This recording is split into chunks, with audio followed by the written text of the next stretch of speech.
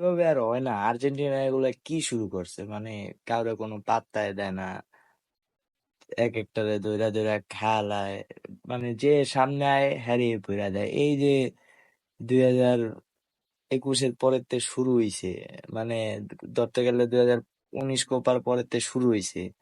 তারপরে এই যে পাঁচ তারকাওয়ালা একটা দল আছে, এটারও পাত্তা দেয় না।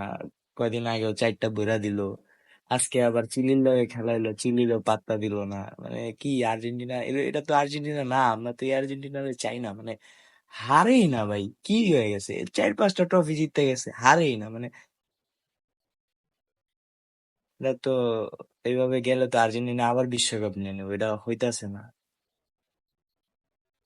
আরেকটা হেক্সা হেক্সা পরিচিত দল আছে, ওই দলটা কোচ চেঞ্জ করছে, ওরা তো আবার ভয়ঙ্কর রূপে ফিরে আইবো না। আর্জেন্টিনার হইতাছে না এভাবে। আর্জেন্টিনা যদি এভাবে সবাই হারায় দেয়, তাহলে তো ওরা হেক্সা নিতে পারবো না।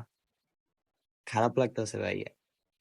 এই আলভারেজ পোলাটা, এই পোলাটা যে কি শুরু করছে, এই পোলাটা একদম ফাড়া ফুড়া লাগতেছে। মানে কেউ সামনে আইলি পোলাটা একদম গোল করে বুড়া দেয়, সব ধরে ধরে ধরে খায় দেয়। এই পোলাটা রে, তো আমি এরকম আশা করি নাই। কেমনে যে খেলতেছে আর্জেন্টিনা, ধ্যাৎ, এভাবে আর হইতাছে না। মানে তো জয় সেলিব্রেট করতে করতে ভাই হারের মুখই দেখতেছি না, মানে ট্রফি দিয়ে ভরা লাইছে আমরা তো। মানে এরকম হইলে তো বিপরীত দল কানবো ভাই। মাস্টারমাইন্ড ইসকাউন্ট একটা মাল রে, আরো বেশি টাকা দিয়ে না রাখলে কি ছিল, সে একটা মাল। আর আরেকজন আছে বার্সার দ্বারা মারা খাইছে, আজকে আবার ইকুয়েডরের লগেও ড্র করছে। ডন ডন, হেডা আমার